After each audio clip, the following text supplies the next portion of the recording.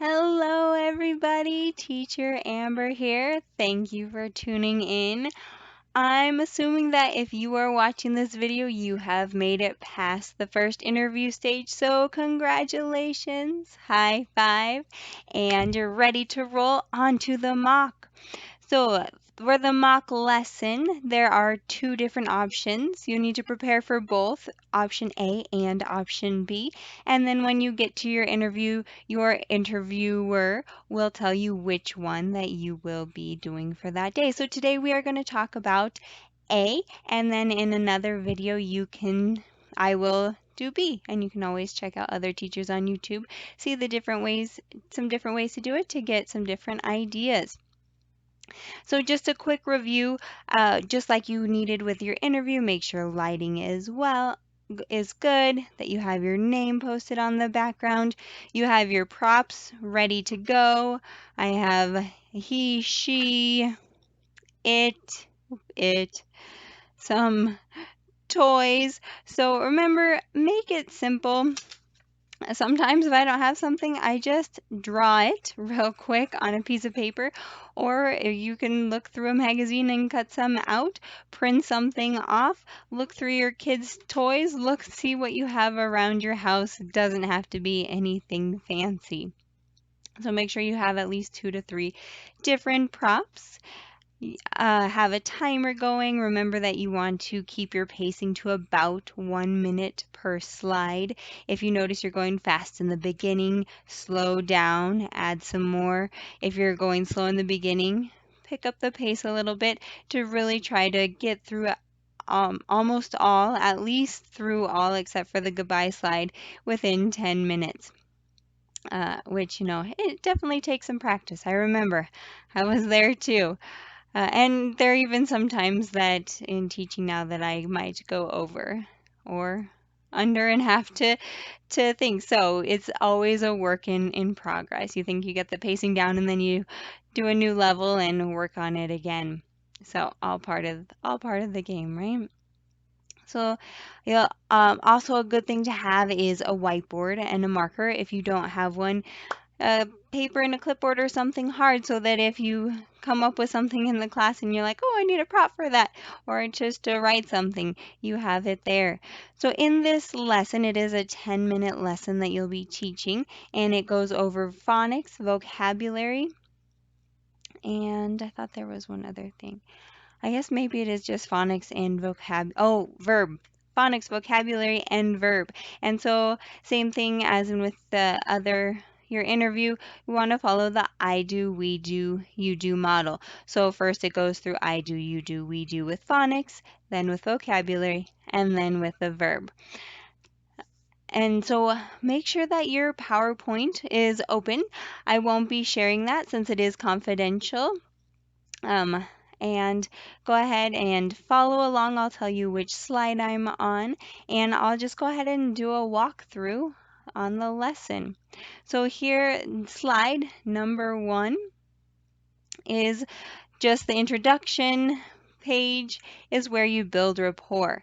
And so you can ask a few different questions. You can ask one question. Be sure that you ask their name. I remember when I was interviewing, it totally slipped my mind. I forgot to ask the name on the very first slide, and then I got to the next one and I was getting ready to say the student's name and I was like, "Wait a minute. I don't know their name. Oh, what's your name?" And so afterward, the interviewer told me that she was getting ready to mark me down, or I don't remember what her words were for that, and then I ended up asking her. So, um, so this is what this slide could look like. Hello, my name is Teacher Amber. Amber. What is your name? Hello, Olivia. Nice to meet you. How are you? How old are you? Great. Olivia, what do you like? Do you like Dino? So again, go with what feels good to you. Make sure that your questions are simple. Feel free to take any or all of the questions that I asked here. Um, I find that lower level twos often have a hard time when I say, "What do you like?" I oftentimes get blank stares, and then I go into, "Do you like?" The last part that you saw me doing. So just know that that can be a challenging question for them. And just, if you feel like you need to take more time on this slide, ask more questions or just ask one. All right, moving on to the reward slide. So I am going to go ahead and just stick with the reward slide that is here. That's what I have been doing for the past year of my teaching. I've just been using the reward slide that's on the PowerPoint. And I have recently started branching out, but I figured I was working on learning other things and that was something that I was waiting to add into my teaching. So it's my toys. So I just have some props and I would just say, Olivia, when you do a good job, you get a toy. Do you like soccer?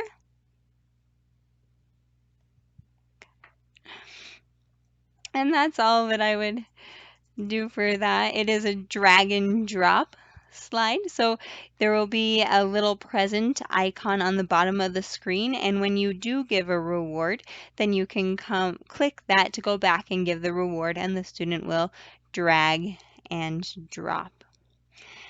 And for this one, there are 10 slides. So think about trying to give a reward maybe every other slide, possibly every slide, just to make sure that you are giving rewards. The next slide says I vocabulary. So when you see that I, think of it as I do. So I'll circle the vocabulary. Ball, ball, ball.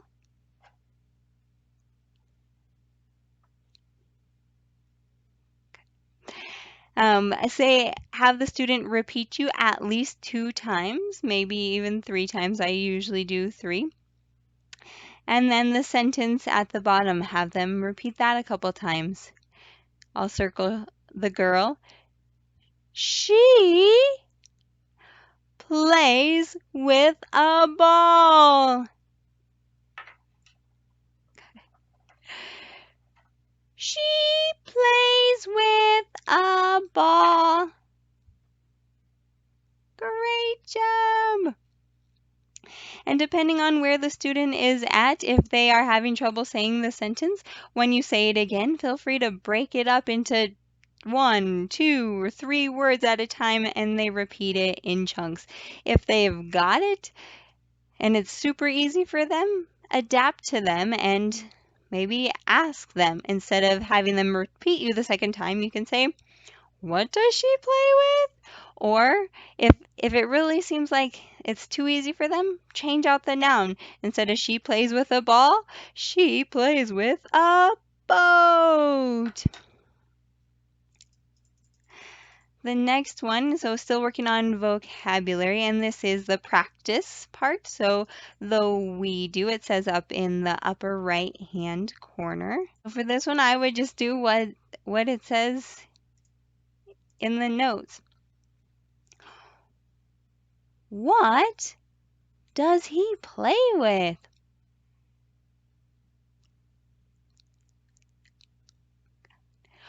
What does she play with?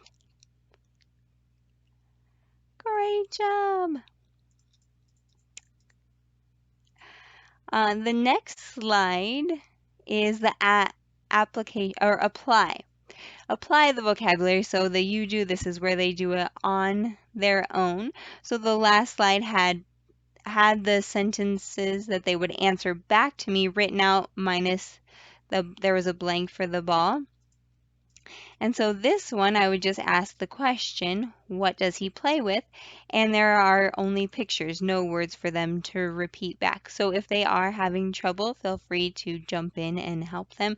And if it's really easy, feel free to extend for them as well. So what does he play with?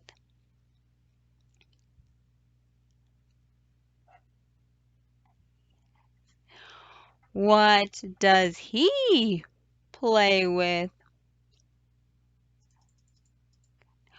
What does he play with? Kite. Good. So I would ask what each of the boys play with. They would answer. I find that most of my students do have a hard time pronouncing kite correctly. So he said the whole sentence but mispronounced kite, so I corrected him and had him repeat back correctly. So make sure that you're doing that with your interviewer as well. Just have them repeat back once if it's mispronounced, probably no more than twice. They can always go back and rewatch the video and listen to the pronunciation again.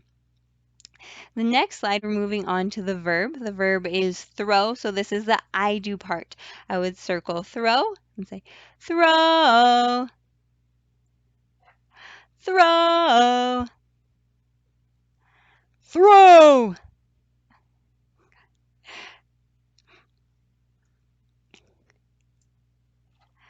She throws. They throw. So for this one, they can see the sentence and they can repeat after me, and then they have to pick the correct picture of he throws. He throws. So I'm telling the student to circle. And if they're ever having trouble circling or dragging and dropping, be sure to model a couple different ways. You can draw a finger with the finger in the air, draw on a whiteboard, draw on an iPad or an iPhone. Most of the students, the majority of the students will be using an iPad or iPhone, so they have to touch the screen in order to move it. If it is a student who is using a computer, you could get your mouse and show them to grab the mouse and circle. Then the next part is the verb, and this is where they apply it, so they do it by themselves. Again, if they can. If they can't, stick with we do or I do if that's what they really need. So I would say the two forms of the verb throw, throws. So I was circling those to show them which one and having them repeat it again. She, I, he. Great job. And then the next slides we go into the phonics. And so it's just one slide, the I do or introduction of phonics. So the blend part, I would say that twice and have the student repeat. Ip, ip.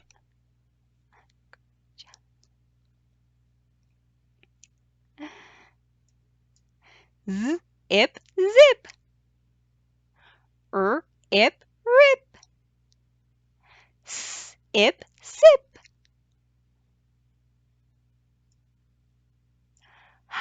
Ip, hip. Great job! You get a toy! and then they would drag and drop it into the cart to pick which toy they want. So as you can see, I was been forgetting to give the reward, and so you might do that, and if as soon as you remember, give them a reward. So be sure to practice that as well. It just takes lots of practice. The last slide is free talk slide. So that's again where you can practice the target sentence, especially if they need more practice with it. If they don't need so much more practice with it, you can ask them other questions. So here I can again say, who throws the ball? Or what do you do with a ball? And they can say, I threw a ball. And then I can ask other questions that have to do with counting or colors on the screen. I can circle the ball. What color is the ball? How many balls do you see? And then the last and final slide is the goodbye slide. So if you make it to this slide, you can just say goodbye. If you're needing more, if you have more time left over, you can add in a couple of other things. You can have them count their rewards. So you could go back to well, with the reward slide, you can't really, because they've put them into the cart, so you can't really count them. But if you had objects of different rewards, or if you use something else, you could have them count their rewards there, or you could just have them count to 5. Like I said, you could just say goodbye. I usually say, I'll see you later. Goodbye, Olivia. And that's all. So I hope that you found this helpful. Please reach out if you have any questions. I'd be happy to be your coach. Go ahead and put my code into your application if you don't have a coach already. I'd be happy to practice with you, answer any of your questions. I really appreciate you taking the time to do that. And I look forward to seeing you at VIPKid. You've got this. See you later. Bye.